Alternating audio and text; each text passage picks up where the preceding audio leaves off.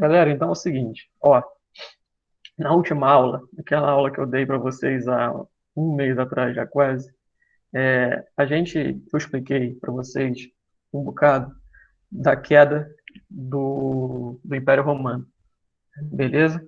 Eu falei que foi a queda do Império Romano que possibilitou que a Idade Média se criasse com todas as suas instituições e suas estruturas, beleza?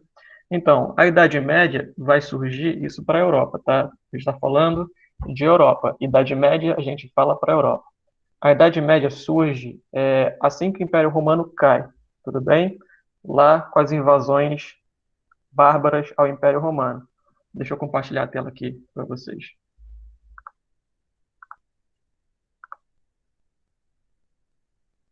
Vou começar a compartilhar. Ó,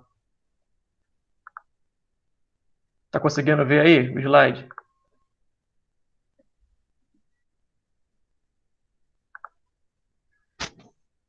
Então é o seguinte, ó, agora eu não consigo mais ler os comentários de vocês, tá? Vocês vão ter que falar alguma coisa quando eu perguntar, beleza? Então, quando eu perguntar alguma coisa, tira o mudo aí do áudio de vocês e fala, tá? Porque eu não consigo mais ler os comentários. Mas é o seguinte, galera, a gente está falando aqui da Idade Média Ocidental, beleza? Que é a Idade Média da Europa, tá? Ela vai do século V, tá? Lá quando o Império Romano cai, lá em 476 depois de Cristo, até o século XV, quando cai o Império Bizantino em 1456, se não me engano. Tudo bem? É uma idade aí de 1000 anos, tá? Isso contando somente para a Europa. Lembrando, a Idade Média está falando de Europa, beleza? Por isso que é a Idade Média Ocidental, que tem a Oriental, que fala lá dos impérios muçulmanos. Tudo bem? A gente tem, para a Idade Média, cerca de três fases. A gente tem a Alta Idade Média, que é a primeira fase, é a fase de consolidação das estruturas medievais, tudo bem? Por conta própria. A gente tem a Idade Média Central, que é a idade da consolidação dessas estruturas, de fato, a existência plena dessas estruturas da Idade Média, que a gente vai estudar hoje. E a gente tem a Baixa Idade Média, que é o período em que essas estruturas e instituições que existiam na Baixa Idade Média, quer dizer, na Idade Média inteira, vão começar a declinar, vão começar a entrar em crise. Tudo bem? No vestibular comum, a divisão é somente entre alta Idade Média e baixa Idade Média. Mas eu divido em três partes, beleza? O vestibular ele ignora essa Idade Média central aqui e coloca essas duas aqui, essas duas últimas, como uma coisa só, tudo bem? Mas eu separo por questões didáticas, beleza? Olha só, galera, conceitos importantes aí para começar a entender esse período de Idade Média. E começar a entender também processos históricos maiores, tudo bem? Primeiro conceito importante é o conceito de meio de produção, tudo bem? O meio de produção, anota, por favor, quem estiver anotando, tá? O meio de produção é tudo aquilo que pode ser usado para produzir alguma outra coisa, beleza? Por exemplo, hoje em dia, no mundo industrializado, o principal meio de produção no centro do capitalismo são as fábricas, beleza? São as máquinas, é a alta tecnologia. Tudo bem? Alguém falou alguma coisa comigo. Liliane está querendo entrar. Permitir a entrada dela. Tudo bem, galera? Então, continuando aqui. Para retomar, meio de produção é tudo aquilo que pode ser usado para produzir alguma outra coisa. Tudo bem? Na Idade Média, o principal meio de produção era a terra. Beleza? A gente vai ver que a Idade Média é um período essencialmente agrário para a Europa, que é o principal produto produzido, ou os principais produtos produzidos, eram produtos agrícolas. Beleza? Eram comida principalmente. Agora, o que é um modo de produção? O modo de produção é justamente isso que está falando. É a forma de se produzir alguma coisa. Tudo bem? Mas isso é muito importante porque isso aqui pressupõe a produção em diversas escalas, Desde a forma como você planta a produção, o produto, quer dizer, até a forma como você se apropria dessa produção. O que isso quer dizer? Olha só, para produzir alguma coisa, você tem que ter alguém que trabalha, tudo bem? Que vai lá e planta. Só que, para comandar essa produção, você tem que ter uma forma de organização dessa produção, tudo bem? Tanto o processo de produção lá, da forma mais direta, quanto o processo de organização da produção, estão incluídos aqui nesse modo de produção, beleza? Hoje em dia, nos dias de hoje, o modo de produção é o modo de produção capitalista, tudo bem? As pessoas trabalham, produzem, vendem sua força de trabalho em troca de um salário, tudo bem? E tudo aquilo que elas produzem se torna mercadoria para ser comprada e vendida, tudo bem? Esse é o modo capitalista de produzir as riquezas do mundo, beleza? Na Idade Média, o modo de produção é um modo de produção agrário senhorial, servil, beleza? Em que você tem a existência de servos produzindo para um senhor que vai se apropriar dessa produção, beleza? Agora, o que são as relações de produção? As relações de produção é bem simples, ó. É o local que cada indivíduo ocupa na cadeia produtiva. Tudo bem? Por exemplo, se o indivíduo está no processo de produção em que ele trabalha diretamente lá manualmente na produção, ele é um trabalhador.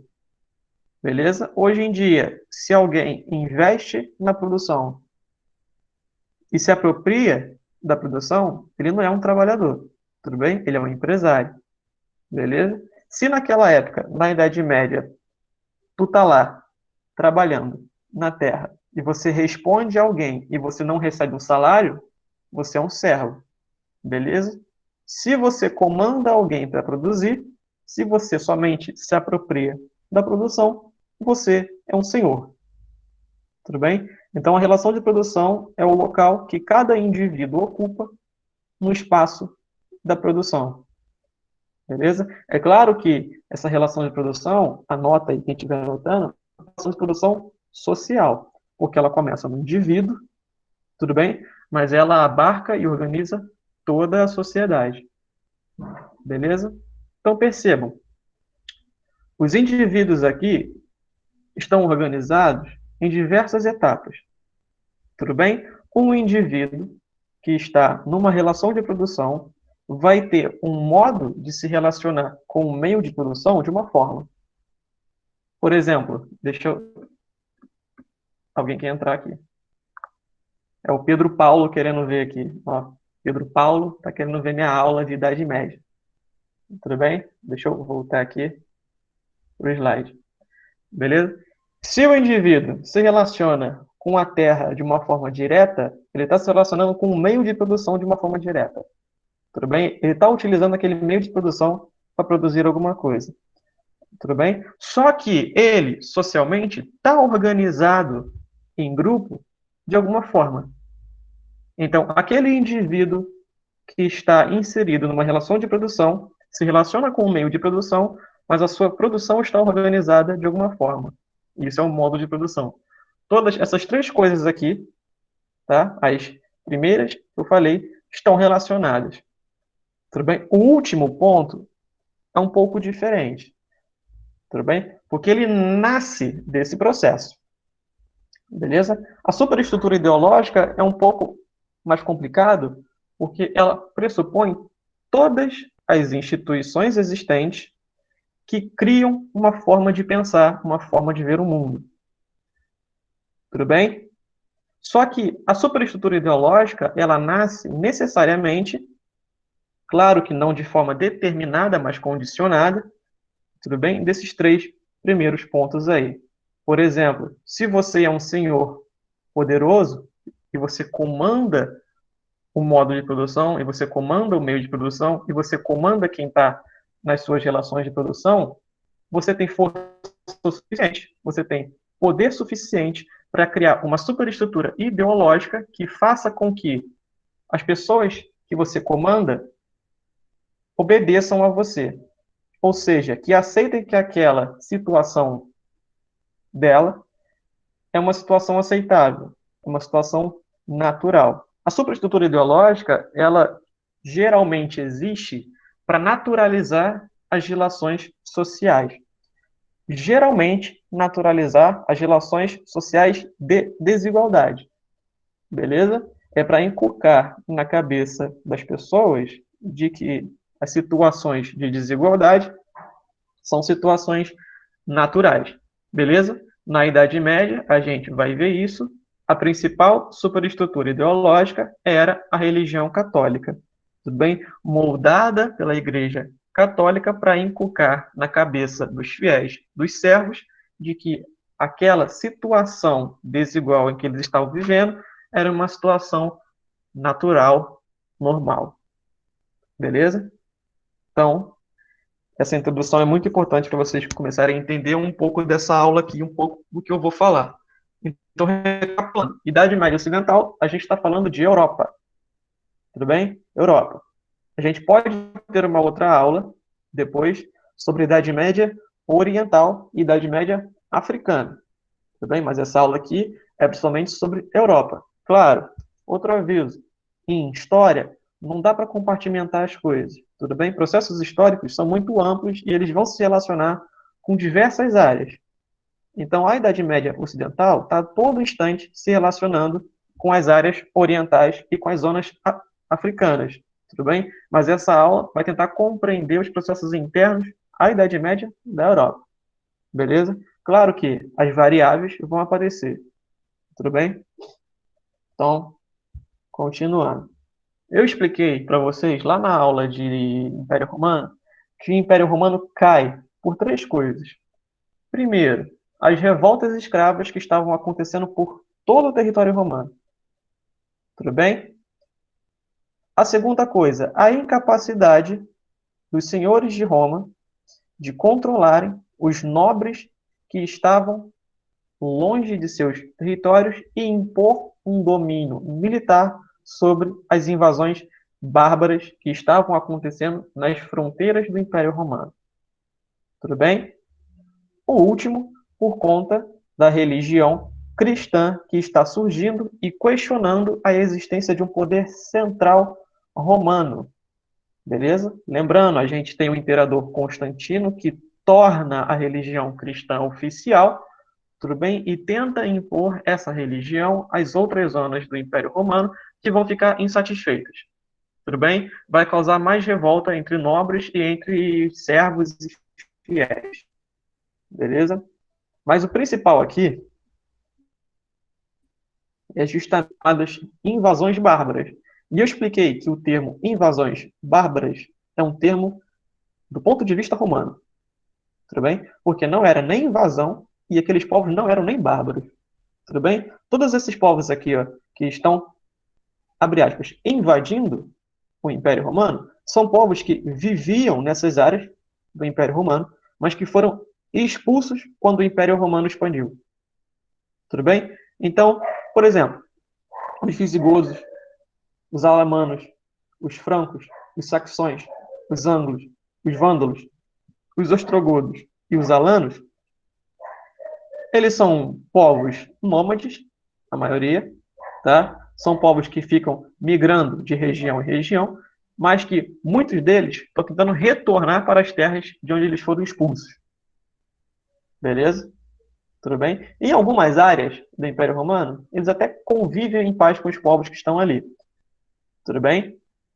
Mas, claro que vai dar merda isso aí. Tudo bem? Porque os romanos não vão aceitar que esses povos entrem no seu território.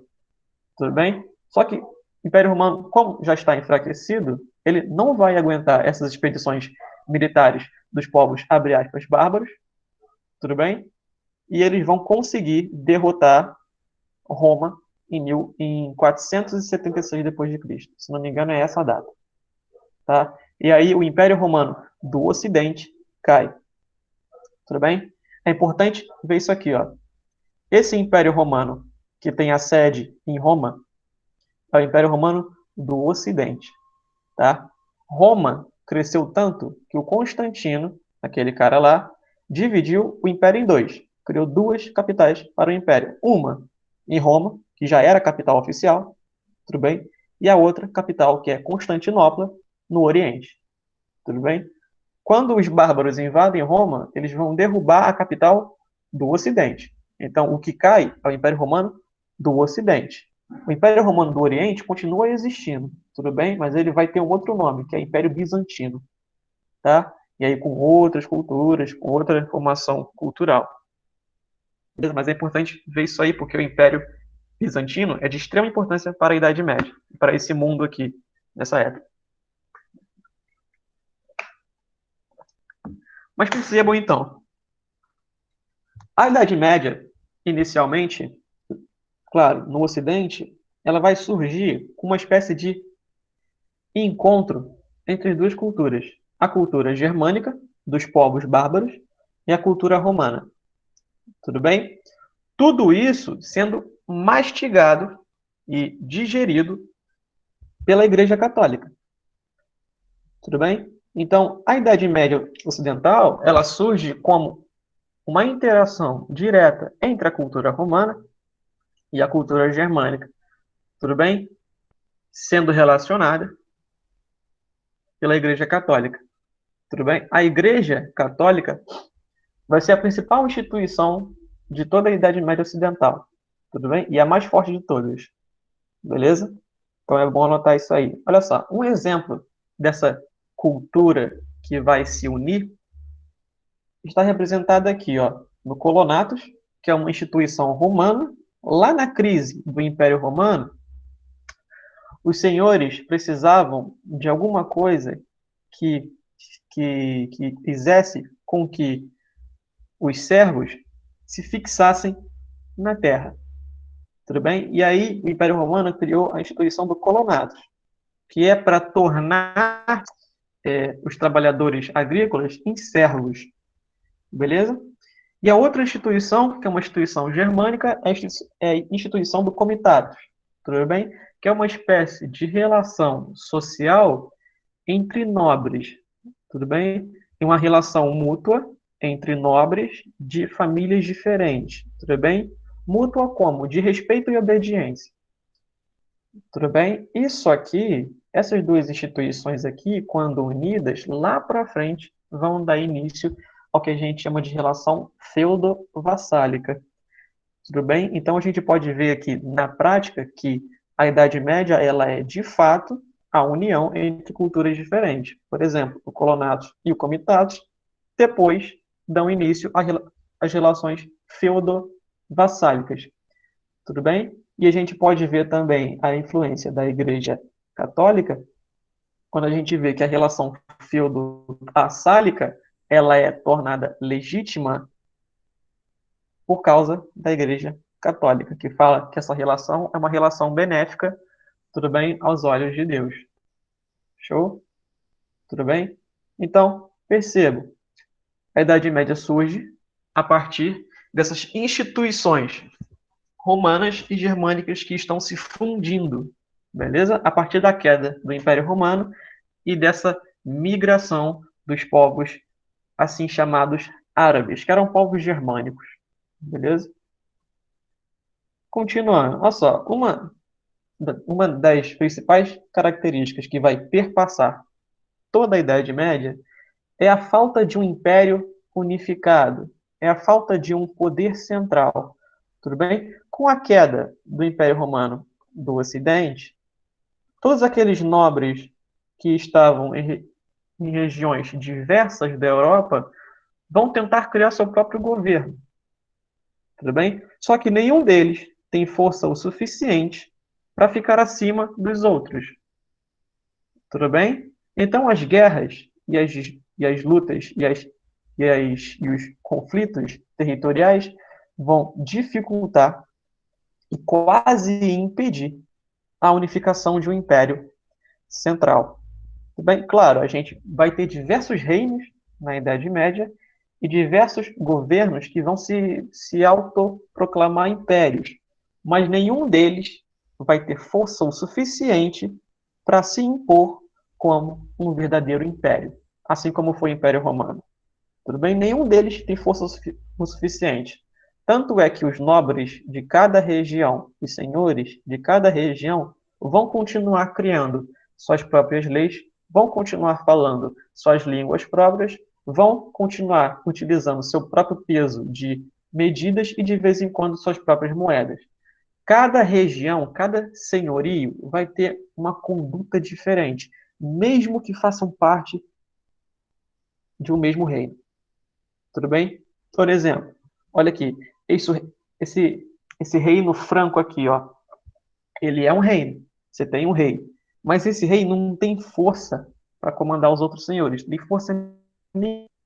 Tudo bem? Os outros senhores que vivem nessa região, muitas vezes são até mais fortes que o próprio rei.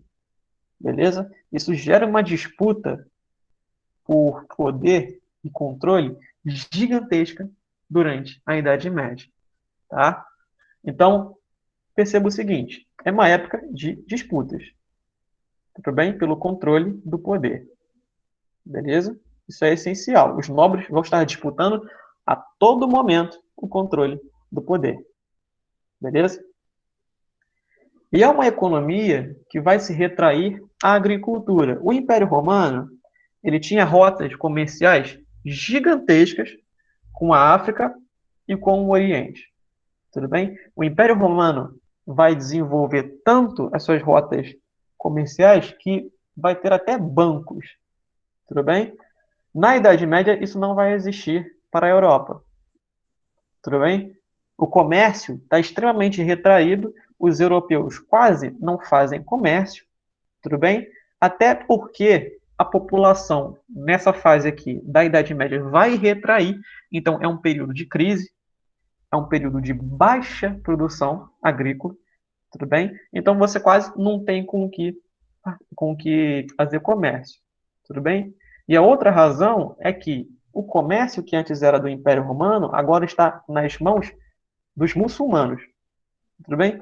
Essa região aqui, ó, ao norte da África e do Oriente Médio, vai estar nas mãos agora dos muçulmanos, dos impérios muçulmanos. São eles que vão controlar todas essas rotas comerciais e todas essas zonas extremamente ricas aqui do Oriente Médio e da África.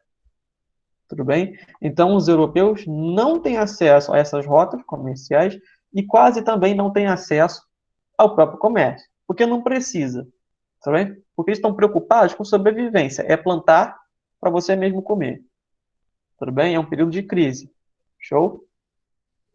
Por isso mesmo, a gente tem a instituição que vai predominar durante toda a Idade Média, que é a servidão. A escravidão ainda existe, mas ela é muito pequena. Tudo bem? A escravidão na Idade Média é muito baixa. Ela existe, mas não como uma instituição central e regulada pelo Estado, como foi a escravização africana. Tudo bem? A servidão não. A servidão ela é uma instituição e ela é regulada. Beleza? Ela é uma instituição que vai predominar aí por toda a Idade Média. Lembram que eu expliquei a diferença entre um escravo e um servo? Um escravo é propriedade de alguém. O servo não. Ele obedece a alguém, mas ele não é propriedade. Tudo bem? Então tem essa diferença aí. Show? Então, o que vai predominar na Idade Média é a servidão. Tudo bem? O servo não pode ser vendido e não pode ser comprado. E ele tem algumas garantias por lei da sua própria segurança. Tudo bem? Claro que na prática isso não vai muito ser obedecido, mas essa diferença existe. Tudo bem?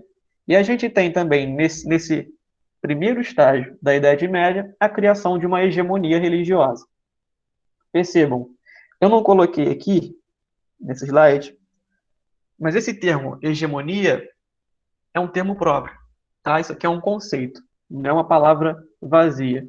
Quem quiser anotar, por favor, anota, tá? Puxa uma seta aí na folha de vocês e coloca. Hegemonia é a união entre o consenso e a força bruta. Para uma instituição ter hegemonia de alguma coisa, ela tem que utilizar as duas coisas. Ela tem que ter a força de se impor pela brutalidade, ou seja, de responder a situações com a força bruta e se impor através dela, mas também ela tem que ter o consenso da população de que essa instituição é uma instituição benéfica. O que eu quero afirmar quando eu falo que existia uma hegemonia religiosa católica? Eu estou falando que a Igreja Católica era uma instituição que tinha força para se impor tanto pela brutalidade, quanto tinha o consenso da população de que ela mesma era uma instituição benéfica, que tinha que existir, que era boa que existir, tudo bem? E que mantinha a coesão social da população daquela época. Tudo bem? Então, hegemonia, força bruta e consenso. Então, a Igreja Católica, nesse período aqui, está criando a sua hegemonia. Ela está se tornando forte o suficiente para se tornar uma instituição que imponha com forças militares e também está se tornando uma instituição que tem consenso populacional, que as pessoas vão aceitar que ela existe por uma coisa boa.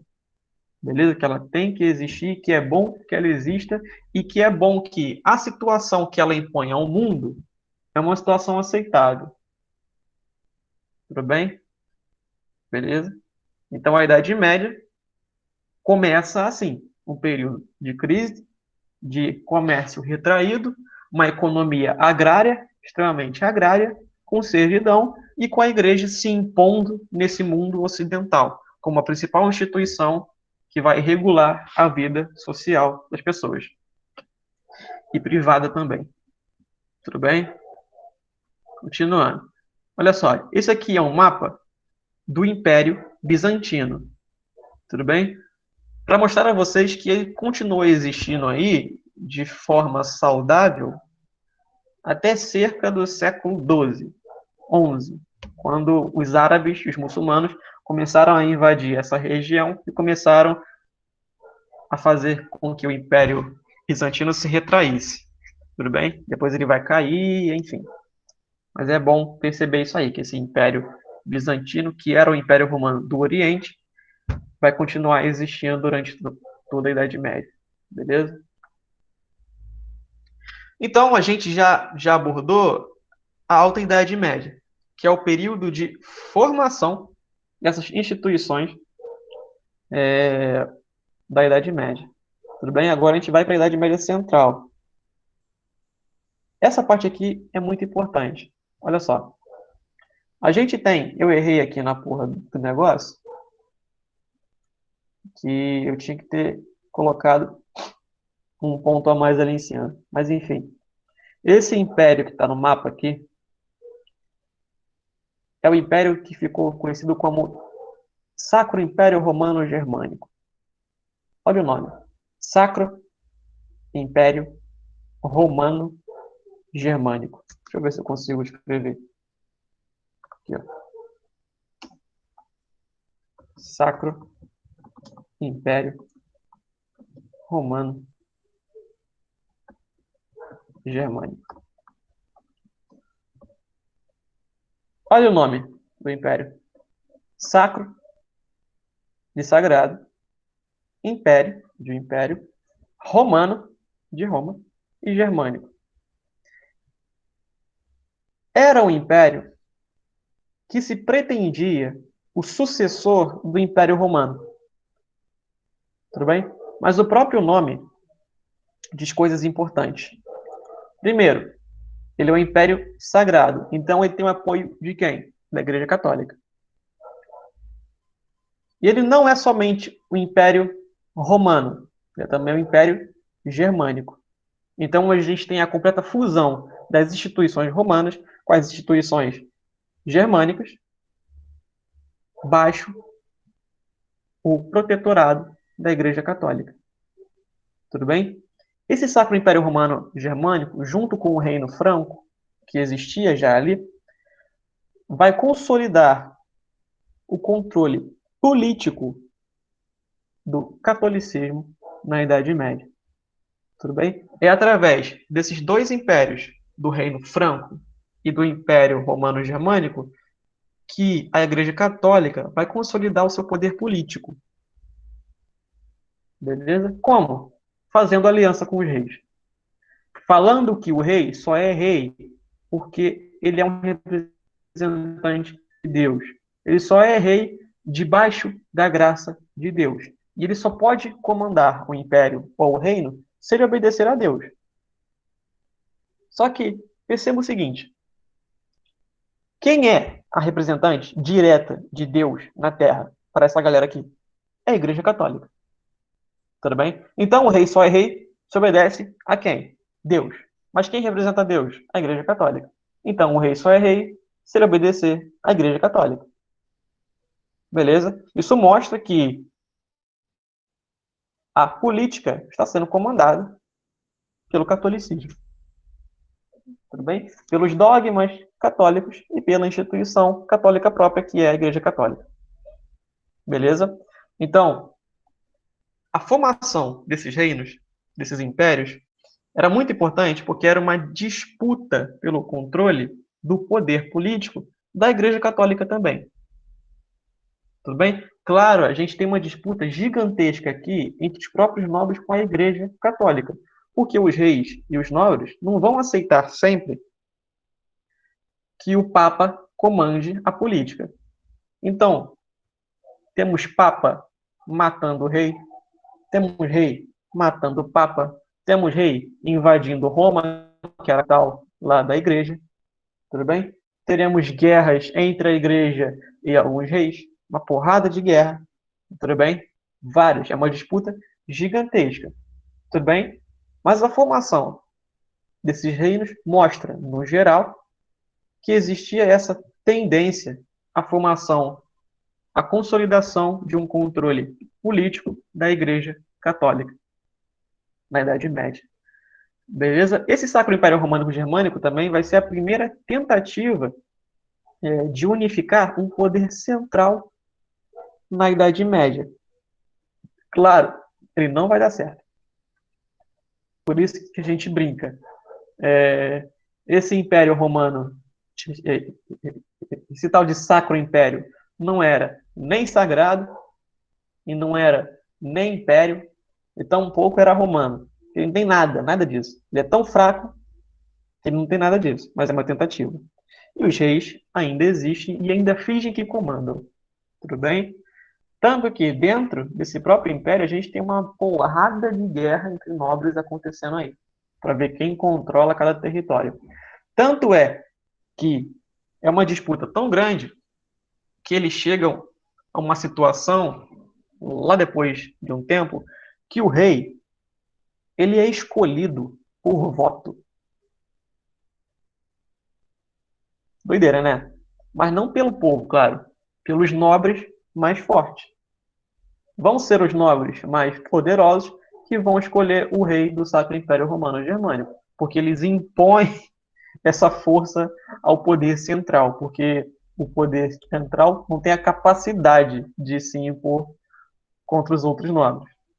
Tudo bem? É uma situação assim, extremamente tosca. Tudo bem?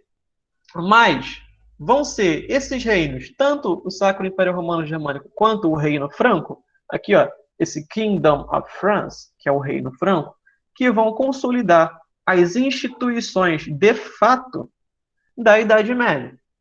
A principal delas é essa aqui, ó, a relação entre um vassalo e um suzerano. Essa aqui é uma relação entre nobres, tudo bem? É o pacto feudo-vassálico.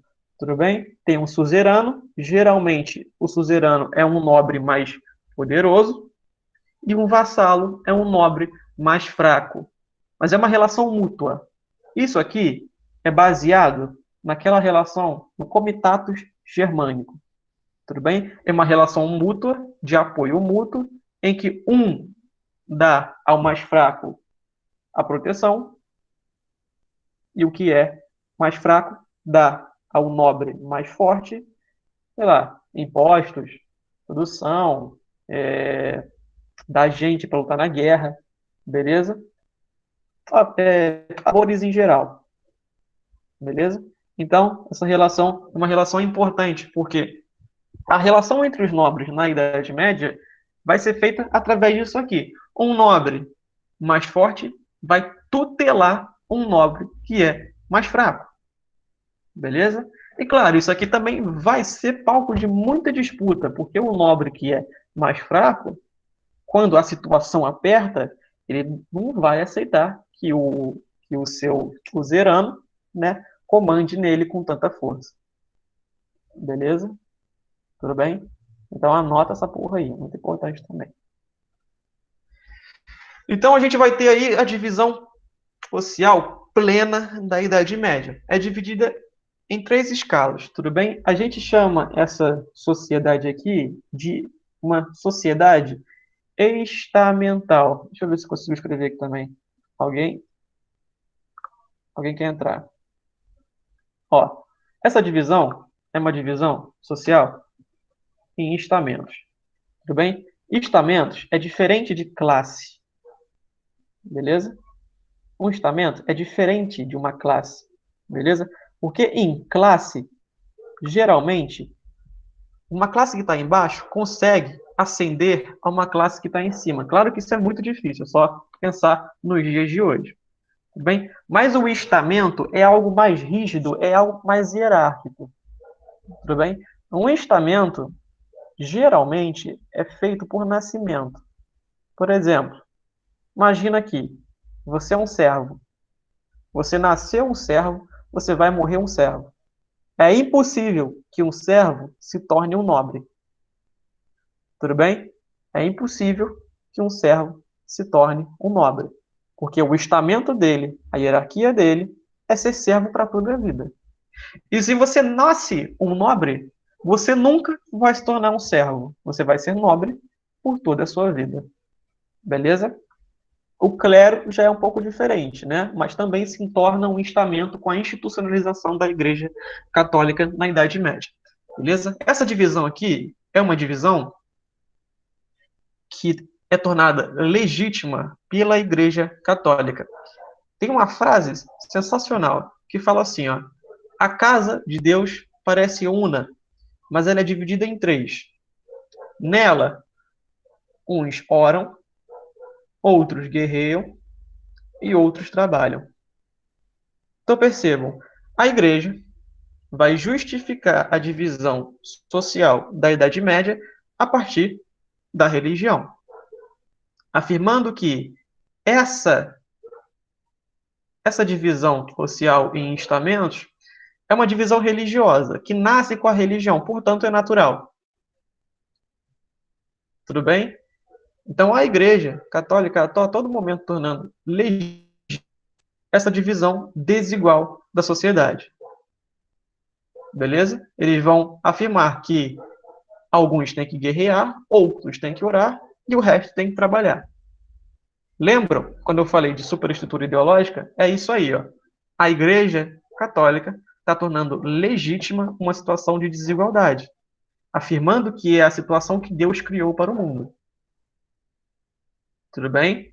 Então, é uma divisão que não pode ser contestada, porque se Deus fez, não pode ser contestado. Você vai contestar o plano de a criação de um ser perfeito? Não, obviamente que não. Então, essa situação não deve ser contestada por ninguém. Tudo bem? Beleza? Então, essa é a divisão social geral da Idade Média. Tudo bem? Fundada sobre bases religiosas católicas, principalmente. Tudo bem? Aí a gente tem, por fim, nessa Idade Média Central, a existência daquilo que a gente chama do sistema feudal. Isso aqui é complicado pra caralho. Por quê? Feudo. Muita gente acha que feudo, a palavra feudo, quer dizer terra. Não é. Anota. Feudo não é terra. Eu tenho uma professora na faculdade, cara, que ela fala isso direto. Toda aula dela, ela falava: feudo não é terra. Feudo é uma relação social baseada no apoio de alguém a outra coisa. Geralmente, quando você tinha um vassalo e o seu suzerano, O suzerano dava alguma coisa ao seu vassalo. Essa coisa que ele dava era chamada de feudo. Só que feudo pode ser muita coisa, é uma espécie de presente. Tudo bem? Só que, na Idade Média, a principal riqueza era o quê? Era a terra.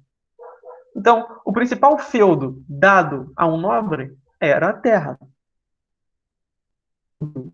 Não terra. Pode ser algo que é dado, só que geralmente é a terra. Só que, para vestibular, isso aí não importa. A gente chama disso aqui de sistema feudal. Tudo bem? Como a Idade Média é uma época em que a produção econômica está baseada na produção agrícola, principalmente, tudo bem? O principal foco da riqueza é a terra. O que mede a riqueza de alguém é a terra.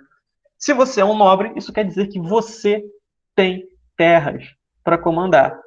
Ou seja, que você comanda um senhorio e que nessa parte, nessa região, você tem servos, tudo bem? Para trabalhar nessa terra. Beleza? Então, a principal fonte da riqueza na Idade Média era a terra. A riqueza era medida pela terra. Tudo bem? Perceba o seguinte aqui, então. A gente tem a divisão de um feudo, abre aspas, né? Em três partes. A gente tem o manso senhorial, o manso comunal e o manso servil. Manso quer dizer terra. Manso é terra. Tudo bem? Então, a gente tem aí três partes dentro de um senhorio: o manso senhorial, o manso comunal e o manso servil.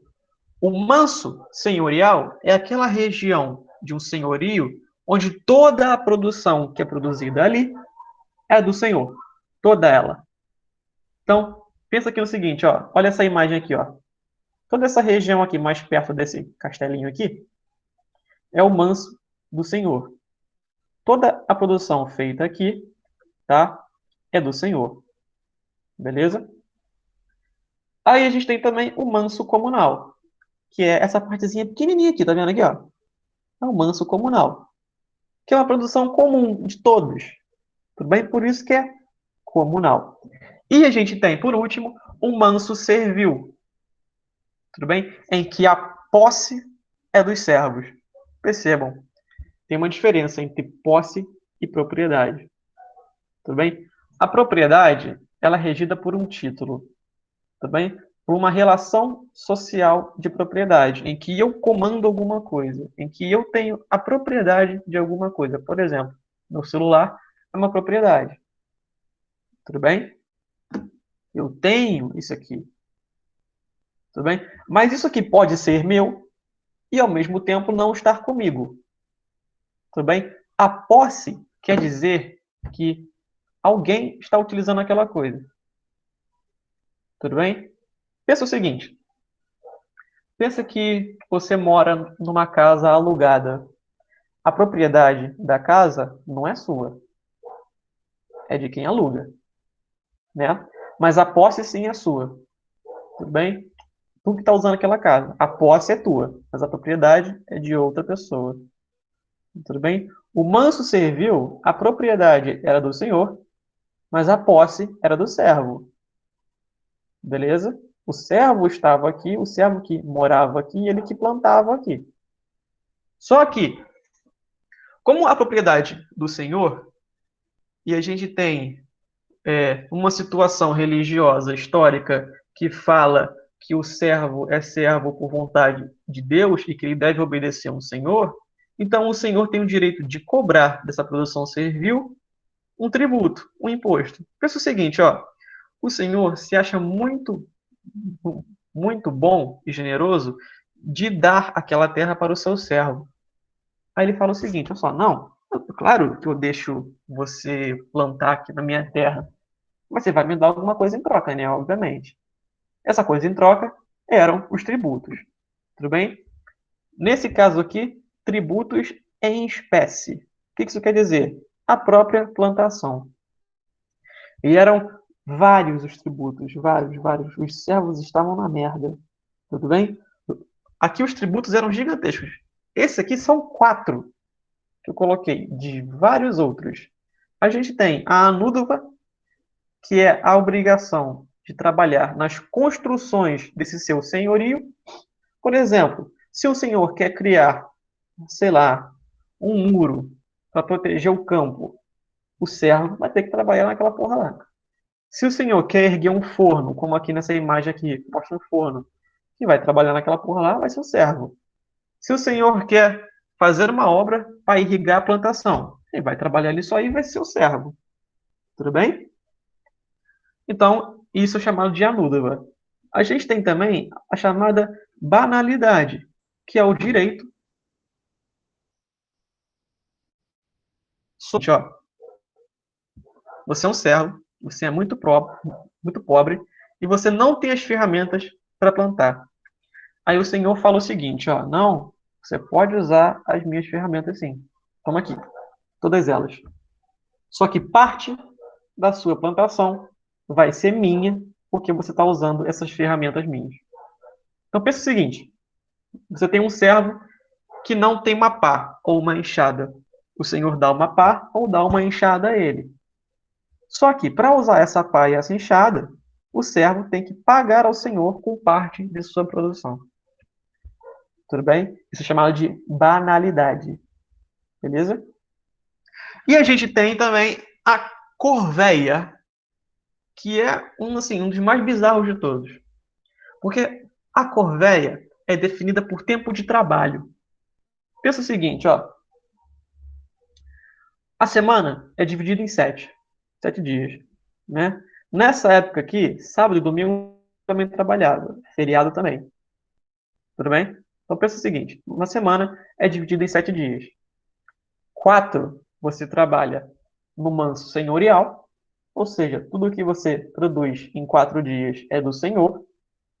Nos outros 3 dias você trabalha na sua terra. Tudo bem?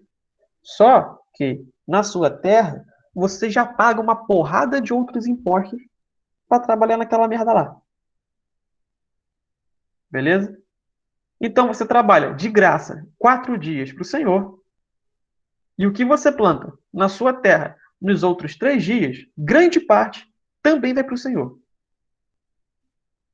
Beleza? Essa era a vida de um servo medieval. Por isso que as famílias aqui nessa época não eram muito grandes, porque não dava para sobreviver. Tudo bem? Alguém quer falar alguma coisa aí? Alguém tá com o negócio ligado aí. Mas enfim. Vou continuar. Ó, então a corvéia era isso, ó. Você trabalha alguns dias na terra do Senhor, os outros dias você trabalha na sua terra. Tudo bem? Beleza? A gente tem um outro aqui que é a talha, que é o imposto pago pela defesa de suas posses. Então imagina, você mora lá no senhorio, você obedece a um servo. Só que aí você tem um outro nobre de outro senhorio que quer invadir a sua terra. E aí, para o seu senhor te obedecer, quer dizer, para o seu senhor te proteger, você tem que pagar a ele com parte de sua produção. Percebe como a coisa era péssima para o servo? Era horrível. Isso aqui são 4 impostos. Tem vários outros. Tem o mão morta, tem o direito de pernada. Nossa, isso é muito doido. Olha só, pensa o seguinte, ó. É o chamado de direito de pernada. Olha que doideira. Imagina que um servo quer casar com uma moça, com outra serva. Para casar, ele tem que ter o seu direito de casamento, que ele consegue com o senhor. Aí o cara vai lá e pede ao senhor para casar com uma mulher. Aí o senhor vai e fala assim, ó, tudo bem, eu deixo você casar com ela. Só que ela vai ter que ficar comigo uma noite. Isso é o direito de pernada. Tudo bem? Doideira. A vida dos servos aqui era terrível. Beleza? Então, esse é o sistema feudal. É um sistema extremamente agrícola, baseado na produção de terra, em que o principal meio de produção é a terra, em que o modo de produção é um modo de produção feudal, baseado nessa apropriação da produção por parte do senhor, em que as relações de produção dividem a população entre servos e nobres. Percebe? Olha só, meio de produção principal, a terra. Modo de produção, um modo de produção feudal, baseado nessa produção agrícola e na apropriação do senhor, através desses impostos.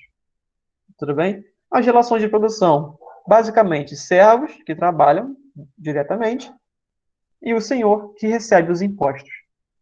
E a gente tem, organizando isso tudo, a superestrutura ideológica, que fala com que essa situação é uma situação normal, uma situação boa de se ter aquela população, tudo bem? Uma situação regida pelas forças naturais, tudo bem? Por Deus, porque Deus quis assim, que se existir isso, então isso vai ter que existir. Beleza? Então, a gente tem essa relação entre essas 4 características que eu falei para vocês no início da aula. Tudo bem? Vamos continuar então. E aí, então, a gente tem a Igreja Católica criando a sua superestrutura ideológica. Mal ou bem, eu já falei dessa parte aqui. Tudo bem?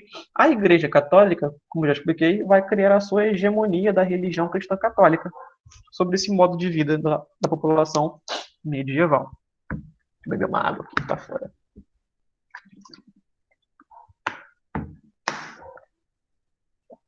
Beleza? O que vai reger a vida da população aqui nessa época são os dogmas católicos. O dogma é aquilo que não pode ser contestado, tudo bem? Que é quase uma verdade absoluta, beleza? São eles que ditam o ritmo da vida social da população, beleza? E a Igreja Católica, ela é a única instituição que é um governo centralizado durante a Idade Média, a única que tem força suficiente para se impor aos outros. Por isso mesmo, a igreja age como um governo, como qualquer outro, tendo, por exemplo, a posse de terras de muitas regiões. Tem, inclusive, uma questão muito engraçada na Idade Média, que a igreja falsificou um documento afirmando que o imperador Constantino, lá do Império Romano, tinha doado para a igreja uma enorme quantidade de terra do Império Romano. Ela falsificou esse documento. Tudo bem? Isso aí só foi descoberto lá no Renascimento. Tudo bem? Mas ela controlava essas terras, ela tinha servos, ela tinha nobres. Ela era um governo centralizado. Tudo bem? A igreja alimentava essas instituições medievais e essas estruturas medievais também. Tudo bem? E fornecia para essa galera não só a força bruta que eles precisavam, mas a explicação religiosa para que aquilo se tornasse um consenso. Beleza? E ela fazia com que a política e a religião estivessem unidas. Beleza? A superestrutura ideológica é tão importante que todo governo, toda instituição vai criar outras instituições para espalhar esse consenso. Por exemplo, a gente tem na pedagogia uma literatura que fala que as escolas, hoje em dia, que as escolas, hoje em dia, servem para inculcar na população um modo de ver a vida que é próprio do capitalismo, que é um modo desigual. Tudo bem? Tem gente que fala isso. Tudo bem? Tem pesquisadores que afirmam esse tipo de coisa.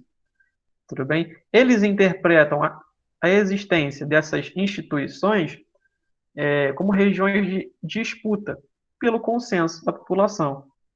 Tudo bem? Por quê? Você tem um governo que tem uma finalidade, sei lá, impor um projeto de política para seguir à frente. Então ele tem que ter um consenso para que a população aceite esse tipo de coisa. E aí ele cria as instituições menores para ter esse consenso. Por exemplo, hoje em dia, uma instituição importante é o jornal, tanto impresso quanto em mídia digital. Tudo bem? Por que é muito importante que o governo, hoje em dia, faça alianças, faça acordos com os principais jornais que existem no Brasil? Porque são eles que informam a população. Tudo bem? E a população geralmente acha que o que fala no jornal é uma verdade absoluta. Tudo bem? Que é uma informação imparcial. Beleza? Essa ideia de uma imparcialidade da visão de mundo é algo extremamente perigoso. Tudo bem? Porque todo modo de vida, toda forma de pensar é necessariamente, naturalmente ideológica. A ideologia está em tudo. Porque ideologia é uma palavra, hoje em dia, extremamente maltratada. Mas ideologia quer dizer um corpo de pensamentos que é sistemático. Básico, tudo bem? É bem básico. Ideologia é isso. É um conjunto de pensamentos, uma forma de pensar. Bem enredado, claro, bem formulado, mas mesmo assim ainda é um corpo de pensamentos. Então tudo tem ideologia. Não há nada no mundo que não tenha ideologia.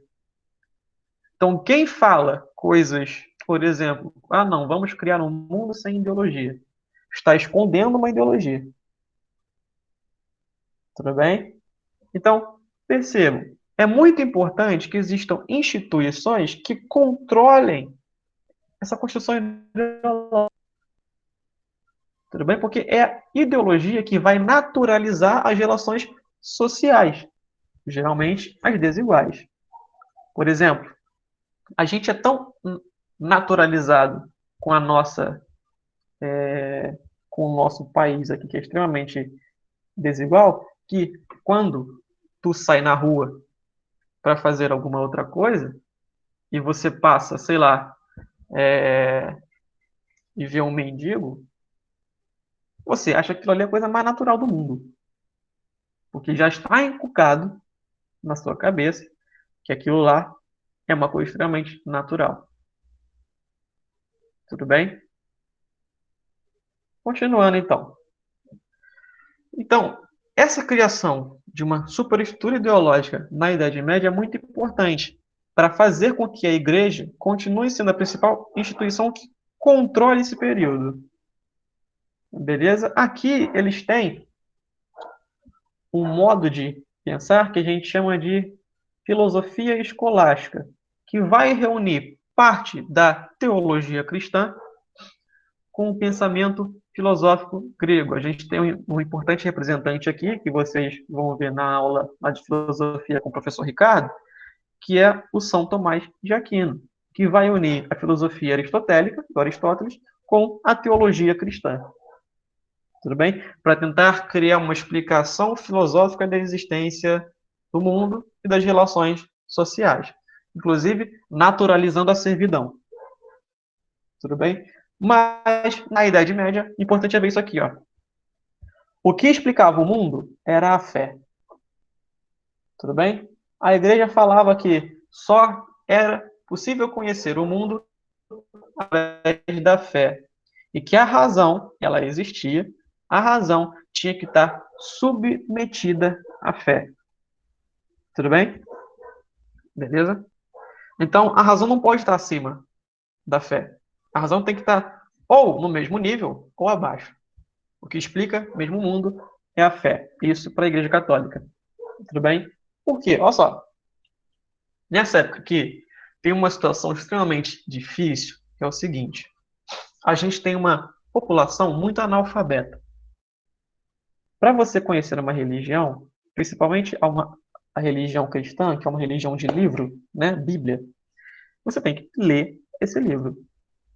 Só que, com uma população analfabeta que não tem acesso ao livro, porque o livro, inclusive, estava em latim, né, os servos acreditavam no que os padres, os bispos, os arcebispos e o Papa diziam. Eles acreditavam que o que esses representantes né, religiosos afirmavam era a verdade religiosa. Então era muito fácil enganar a população. Tanto é que isso vai dar uma disputa lá para frente que vai cair na reforma protestante. Tudo bem? Mas vejam, a igreja fazia de tudo para fazer com que as suas palavras fossem aceitas. E percebam, já que a igreja que representa Deus na terra, você tem que ter fé naquilo que a própria igreja fala, né? Então, se a fé é absoluta, a sua crença na igreja também tem que ser absoluta. Percebe? Então, a igreja está criando aqui essa superestrutura ideológica, velho. Está fazendo com que a população inteira medieval europeia aceite aquilo que ela diz. Beleza? Vou continuar então. E aí, por exemplo, ela cria as instituições de ensino religioso.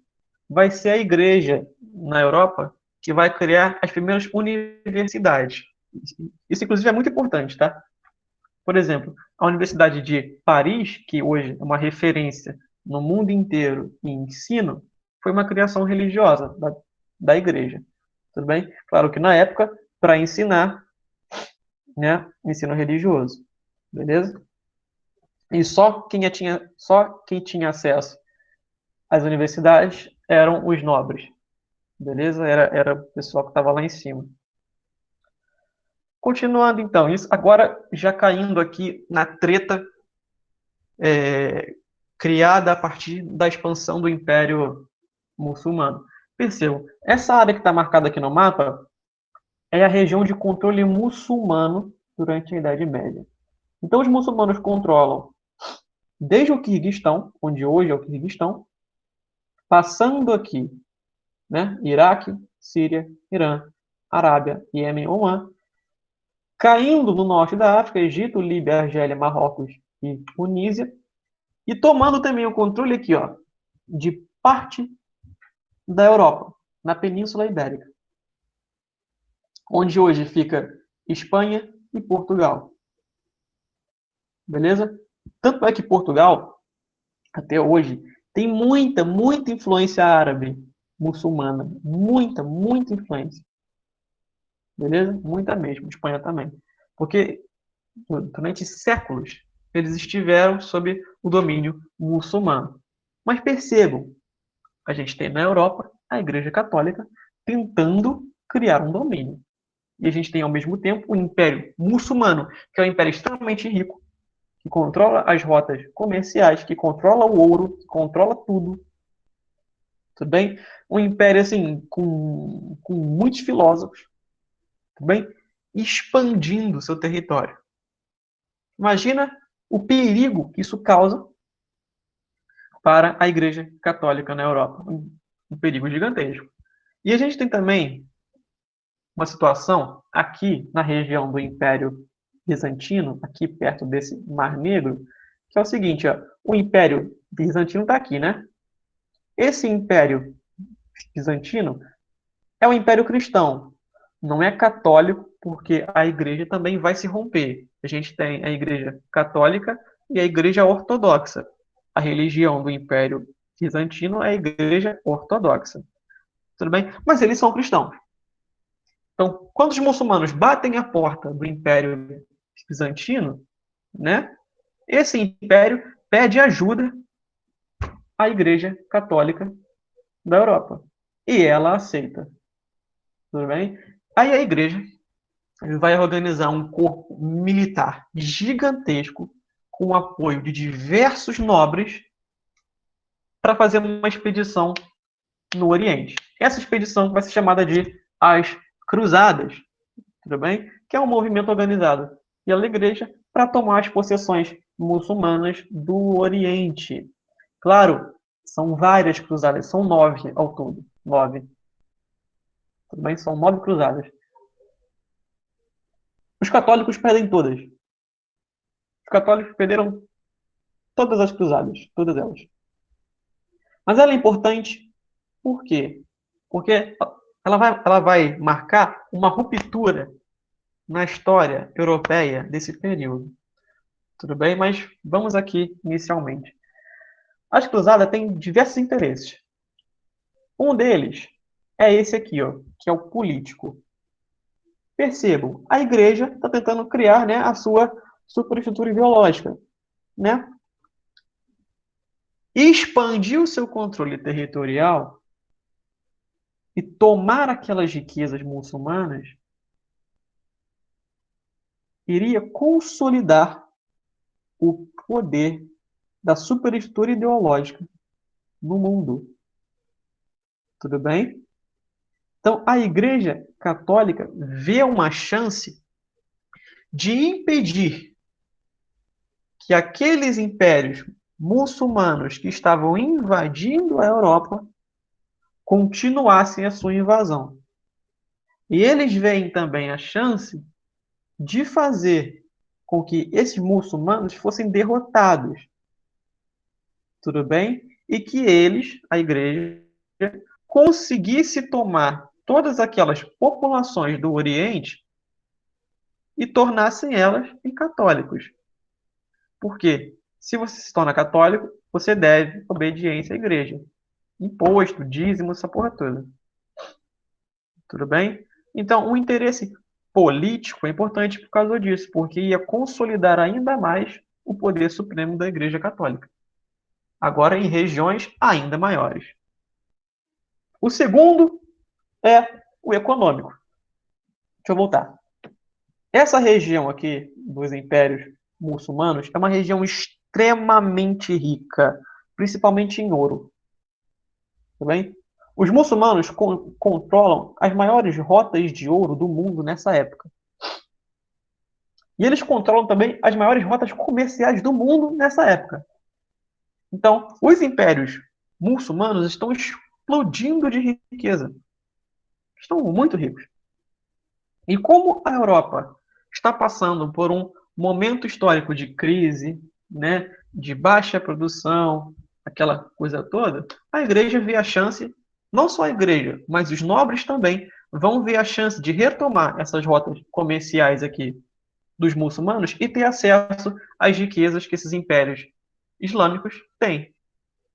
Tudo bem? Então, o interesse econômico é retomar essas riquezas que estão sendo controladas pelos árabes. Tudo bem? E ter acesso a essas rotas de comércio.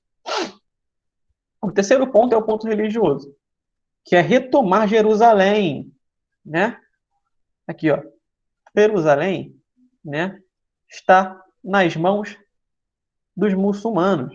E Jerusalém é considerada a terra santa, tanto para os muçulmanos, quanto para os judeus, quanto para os cristãos. Só que nesse momento aqui, ela está nas mãos dos cristãos, quer dizer, dos muçulmanos. Os cristãos conseguem invadir Jerusalém e conseguem derrotar os muçulmanos. Só que depois tem um revés, os muçulmanos expulsam novamente os cristãos de lá.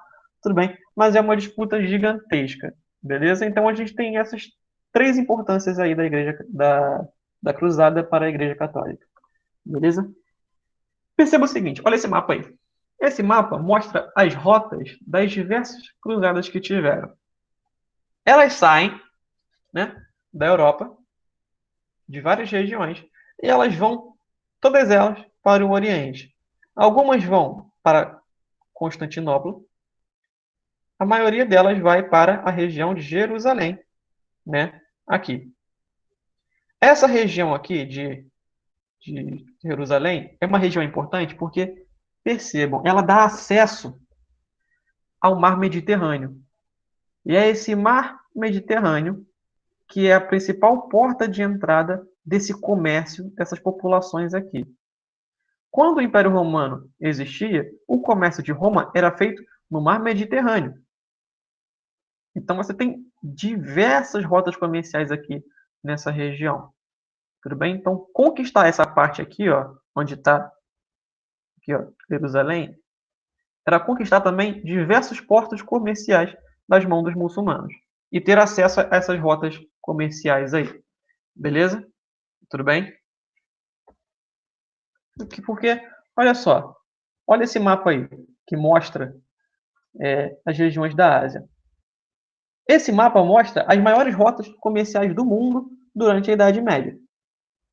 Percebam. tem rotas que são importantes, que estão na região da China, controlada pelo Império Mongol, aqui. Temos, né, algumas rotas aqui na região da Pérsia, e a maioria delas vai cair onde? Aqui, ó, na região de Constantinopla, Jerusalém e Cairo, que é no Egito, né? E Bagdá aqui, ó. Toda essa região aqui, Bagdá, Jerusalém, Cairo, Constantinopla, está caindo nas mãos dos muçulmanos. Então, são eles que controlam essas rotas comerciais aqui. Ter acesso a essas rotas aqui é ter acesso a todo esse comércio asiático aqui, todo ele, tá vendo? Então, era muito importante que os cristãos e os nobres, porque as cruzadas vão ser apoiadas pelos nobres, é muito importante que eles retomem isso aqui, para ter acesso a essas rotas comerciais aqui e sair daquela crise histórica que eles estavam metidos, beleza? E aí a gente tem o surgimento da Baixa Idade Média, tudo bem? Que é um período de transformações, é um período aí de 3, 4 séculos, né? Que vai do século XI até o século XIV, né? Que é um período em que a gente tem uma estabilização inicial da situação econômica, social e política na Idade Média, mas que muito rapidamente vai dar uma situação de crise. Perceba o seguinte: com isso aqui, a gente tem a estabilização social na Europa. Tudo bem? Nesse momento, a gente tem uma expansão da população enorme na Europa. Por quê? A Europa vai conseguir criar novas técnicas agrícolas para fazer com que aquela produção baseada no sistema feudal aumentasse. Por exemplo, uma criação muito importante é esse moinho de água aqui, para irrigar a plantação. Então, a gente tem uma inovação tecnológica na Baixa Idade Média que vai permitir com que os servos consigam plantar mais, consigam produzir mais. Ao mesmo tempo, consigam também se alimentar mais. Se você tem mais comida, você consegue se alimentar mais. Se você consegue se alimentar mais, você consegue ter mais filhos. Com isso, a população aumenta, né? Se você come mais, você também vive mais, você morre mais tarde, você vive melhor, né? Então, a expectativa aqui de vida também cresce, como cresce também a população. A gente pode ver ó, que ela mais do que dobra nesse período, né, de 300 anos. Beleza? Então, é um momento de ascensão europeia muito rápida. Só que vai cair também muito rápido. Beleza? Só que olha o seguinte. Eu afirmei que as cruzadas, as expedições militares foram derrotadas. Mas os nobres e os comerciantes que estão aqui surgindo vão conseguir ter acesso às rotas comerciais árabes. Tudo bem? Então, a gente tem nesse período aí o que a gente chama de renascimento comercial. A gente vai ter a explosão das feiras medievais por toda a Europa. Esse é um mapa aqui que mostra onde estavam as principais feiras medievais da Europa. Lembra? Na Alta Idade Média, as rotas comerciais europeias quase não existiam, né? Nesse período aqui, elas vão voltar a existir. Por quê? Primeiro, a produção está aumentando.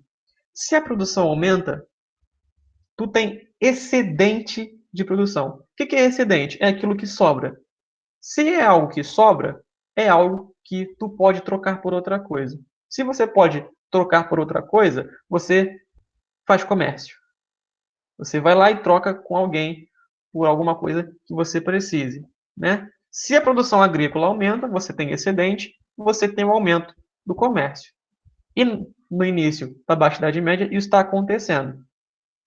Ao mesmo tempo, com aquelas rotas comerciais árabes agora abertas, aqueles produtos muçulmanos vão começar a chegar na Europa a níveis muito altíssimos.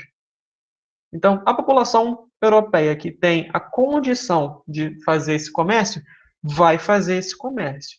E aí a gente tem o surgimento das feiras medievais, que é um símbolo da transformação social. Percebam, na Alta Idade Média, a vida era centrada onde? No campo, na produção agrícola. Agora aqui a gente tem o ressurgimento dos centros urbanos.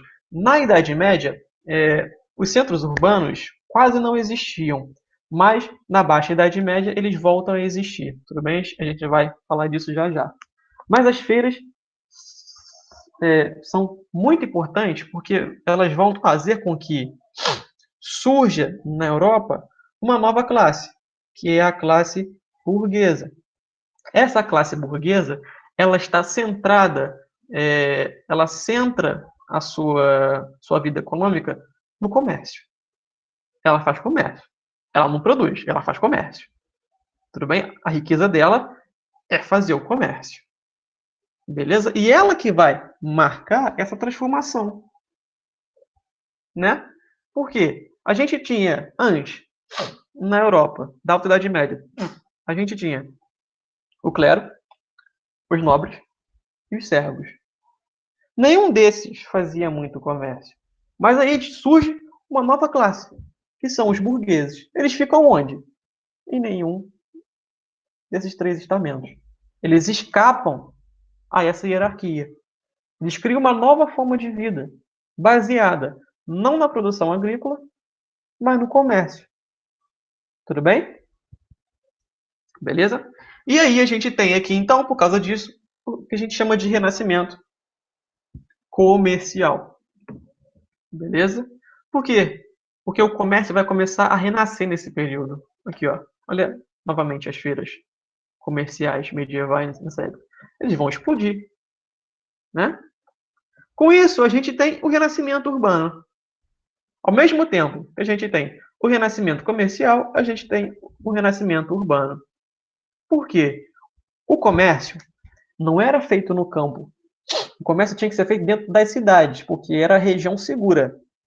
Já caiu questão no Enem, inclusive, perguntando sobre a razão da existência dessas muralhas em torno das cidades. Era para proteção, tudo bem? Então, as cidades, os centros urbanos, eram as regiões protegidas na Idade Média.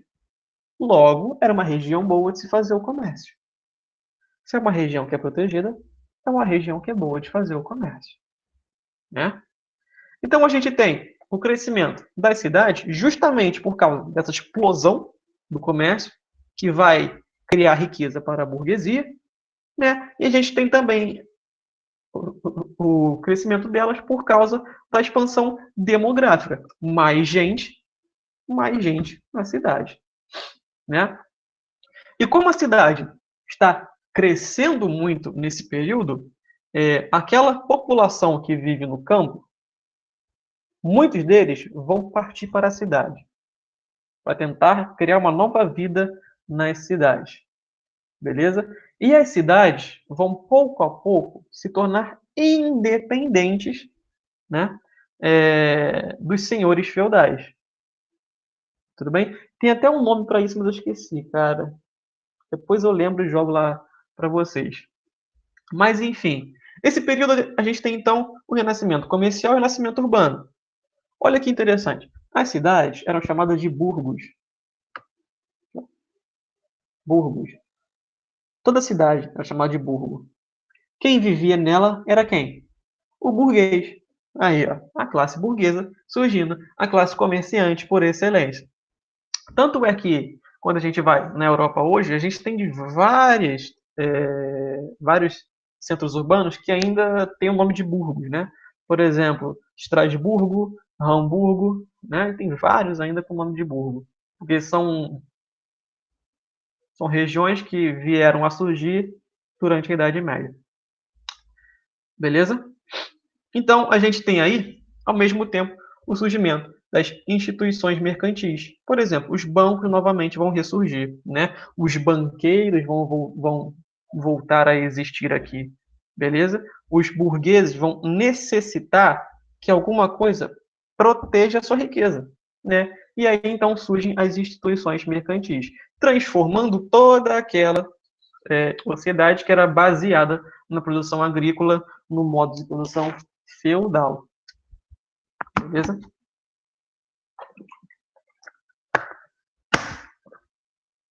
Só que aí que vem a bosta, né? Que as cidades vão começar a crescer de forma desordenada. E isso vai facilitar a contaminação pela peste negra que a gente vai ver agora. Claro, né? Nem tudo que reluz é ouro, ainda mais para a Idade Média. A gente tem aí, então, a partir do século XIV, o que a gente chama de crise da Baixa Idade Média, que vai ser uma crise que vai enfraquecer aquele sistema feudal ainda mais. Percebam, tanto o renascimento comercial quanto o renascimento urbano vão enfraquecer o sistema feudal, porque a classe que vai sair fortalecida disso aqui é a classe burguesa, uma classe que não tem espaço naquela divisão social estamental regida pela igreja. Tudo bem? A riqueza deles é o comércio, é o dinheiro, tudo bem? E eles podem ascender de vida ou não. Tudo bem? A gente vai ver isso mais tarde na aula, né, de humanismo e renascimento. Tudo bem?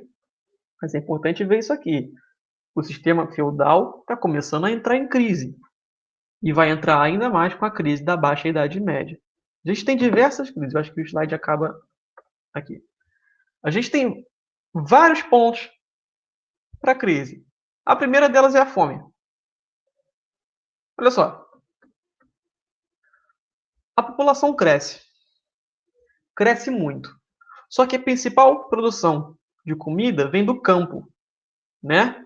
E plantar é uma coisa que depende muito da condição agrícola, da condição climática, tudo bem? Não é uma coisa que você faz assim, né, de forma sistemática, como hoje é uma linha de produção. Você não dá para continuar produzindo direto, expandindo a produção. Não, o campo você tem que ter as condições naturais da produção. Se a população aumenta, você tem que também crescer ainda mais a sua produção agrícola. Só que o que, que você faz quando a terra está cansada? Quando a terra fica infértil de tanto plantar? Né? Você tem que achar outras terras. Então percebam, o crescimento populacional vai forçar os servos e os nobres a encontrar terras distantes. Essas terras distantes são as terras que ficam à margem, né? E são terras menos férteis, portanto, que produzem menos. Só que a população está crescendo. Se a população cresce, né? E você não consegue produzir comida suficiente, vai ter gente que vai passar fome e vai ter gente que vai morrer de fome. Então a fome volta a ser um aspecto importante desse período, um problema importante aí desse período, né? Que vai marcar essa galera aí. Tudo bem? Com o retorno da fome, a gente tem o ressurgimento das revoltas camponesas. Gente, as revoltas camponesas existiram por toda a Idade Média, né? Só que elas vão se intensificar aqui nesse momento. Por quê? Os servos estão passando fome. Quando a produção servil diminui, os senhores fazem o quê? Vão lá e tacam mais imposto. Então pensa, o cara já não produz tanto. E o senhor vai ainda e coloca mais imposto. Ele vai ficar puto, filho. E o servo vai se revoltar. Então a gente tem aí o ressurgimento dessas revoltas camponesas, que vão destruir e vão arrasar diversos senhorios, que vão matar muitos nobres, que vai causar uma instabilidade no campo enorme, tudo bem? Que vai enfraquecer ainda mais o sistema feudal, tudo bem? E com isso, com as revoltas camponesas, a gente tem o surgimento de guerras, principalmente de guerras entre nobres, porque os nobres vão tentar controlar as posses de outros nobres. Lembram da relação feudo-vassálica? Uma relação mútua? Aqui, filho, essa relação explode, tudo bem? Porque vai ser nobre tentando dominar outros nobres e controlar suas possessões. Então as guerras aqui vão ressurgir.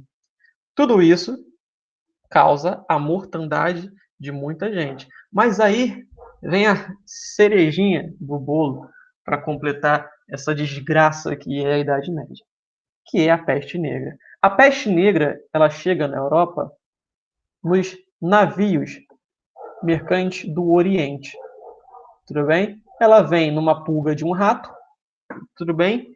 E ela vai infectar aí 1/3 da população europeia.